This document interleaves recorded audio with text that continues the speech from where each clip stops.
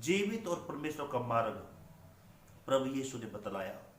और जब यीशु मसीह ने बताया कि पिता से विनती करो, पिता के पास मैं जाता हूँ, बहुत सारी बातें परमेश्वर पिता के बारे में कहा, यानी स्वर्गीय पिता का रास्ता, स्वर्गीय पिता का भेद, स्वर्गीय पिता का जो पता, एड्रेस, फुल एड्रेस सिर्फ प्रभु यीशु ने बतलाया।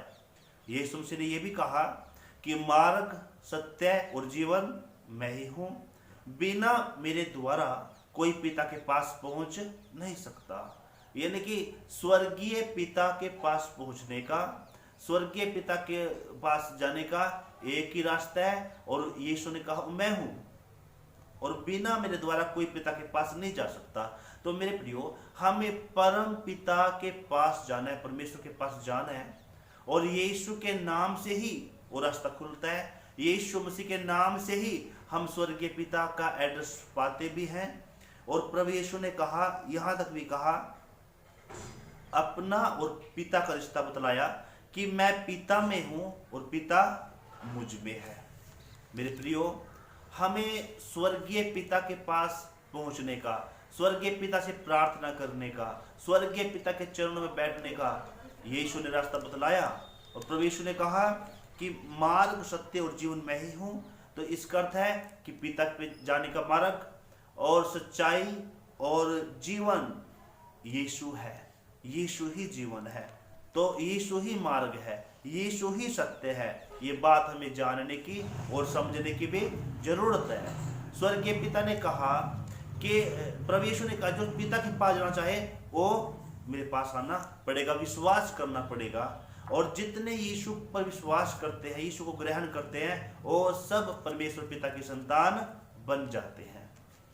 परंतु जिन्होंने यीशु को ग्रहण कर लिया उनके लिए क्या है? उनके लिए बाइबल में इस प्रकार से लिखा है कि हमें पिता के पास अपने रिश्ते को और मजबूत करना है, और पिता के समीप रहना है, स्वर्गीय पिता के साथ साथ चलना है। कैसे चल सकेंगे?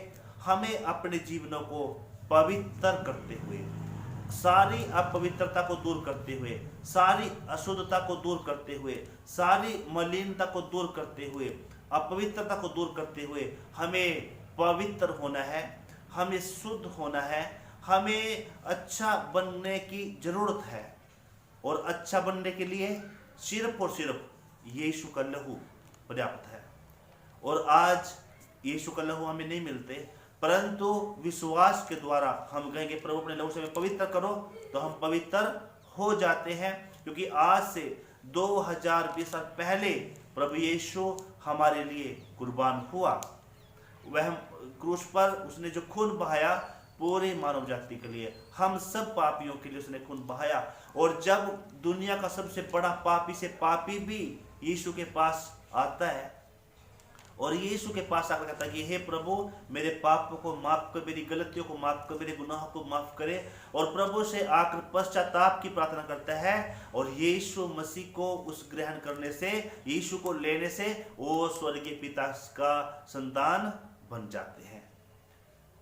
प्रभु यीशु मसीह का वचन यह भी कहता है कि पिता परमेश्वर इसीलिए दुनिया में यीशु को भेजा ताकि दुनिया, हम सब जो लोग हैं, विश्वास कर सके, सिर्फ विश्वास कर सके, और कोई दूसरा काम नहीं। पिता यीशु मसीह ने यह भी कहा धर्म बनाने के लिए नहीं आया, यीशु मसीह इसलिए दुनिया में आया ताकि सबको परमेश्वर के साथ रिश्ता बनाने के लिए, मेल कराने के लिए, दुनिया वालों का मेल पिता परमेश्वर से कराने के लिए दुनिया में प्रभु यीशु मसीह आया।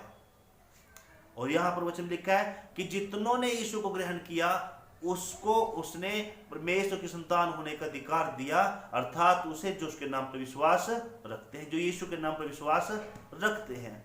तो मेरे प्रियो, हम पिता पर के संतान बनना है, पर क्रूस पर कुर्बान हुए मसीह के पास आए, उस यीशु के पास आए जो 30 दिन जिंदा हो गया, जो मरे हुए जिंदा हो गया, उस यीशु के पास आएंगे।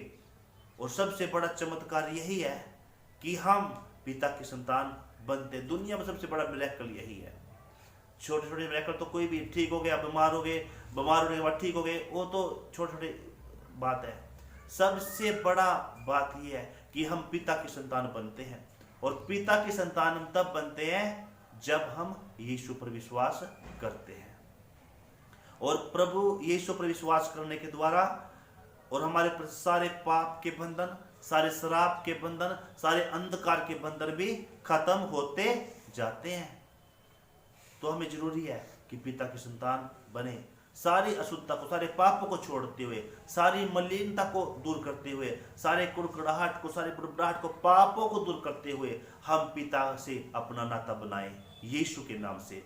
तो जरूर पिता हमें ब्लेस करेंगे और जरूर हम संतान बनकर उसकी महिमा में इस्तेमाल भी होंगे। तो प्रभु इस वचन के द्वारा आशीष करें, प्रार्थना करेंगे। महान परमेश्वर, हम प्रार्थना करते हैं इस समय सबको आशीष करें।